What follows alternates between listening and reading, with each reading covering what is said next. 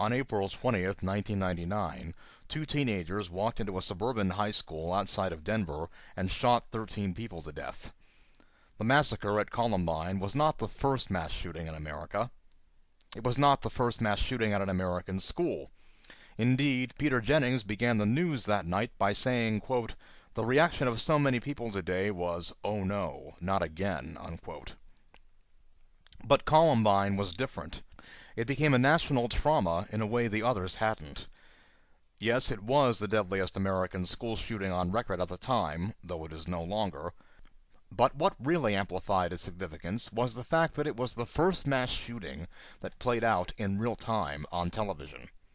The shootings began at 11:19 a.m. By noon, local stations had broken into regular programming with uninterrupted media coverage.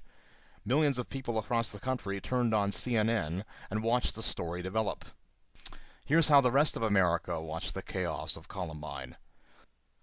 There were reports of a shooting, and it was at a school, and the body count began going up, and witnesses said there were two shooters with shotguns and rifles and pistols, and there had been an explosion across town, and it had been a diversion maybe, and pipe bombs, something about pipe bombs, and the body count kept rising, and booby traps, and then Clinton gave a speech, and then the shooters were in a mafia that wore trench coats, and maybe there were more than two, and then, no, there were only two, and they were dead, and the bomb squad finished the initial sweep of the building at 4:45 p.m., and it was over.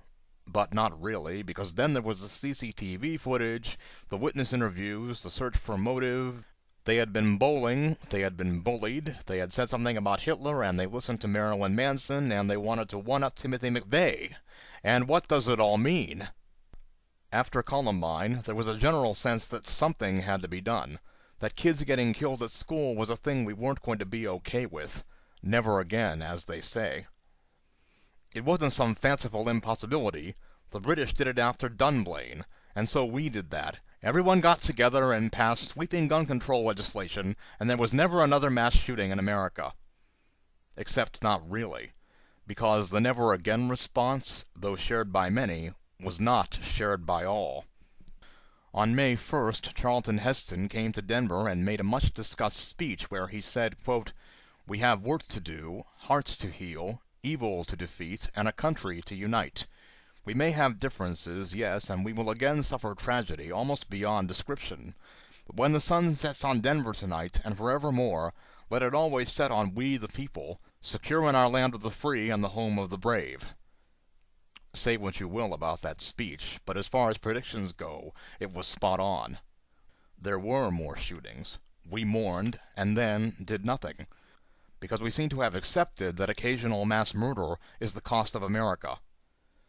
Both responses, "never again" and "don't bother trying," offer statements about the USA. The former says, "America is the greatest country on earth. We went to the moon. Surely we can stop kids from getting shot to death at school. If the Brits can do it, so can we." The latter says, "No, we can't. We're America. The greatest country on earth, and the cost of the liberty that makes us so is that our kids may get shot to death at school."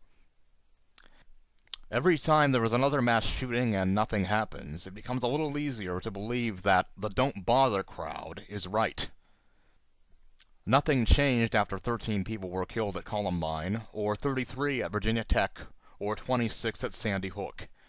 Each of those tragedies came with the same breaking news urgency as Columbine, but none generated the same sense of expected action, because fewer and fewer people actually believed things could change.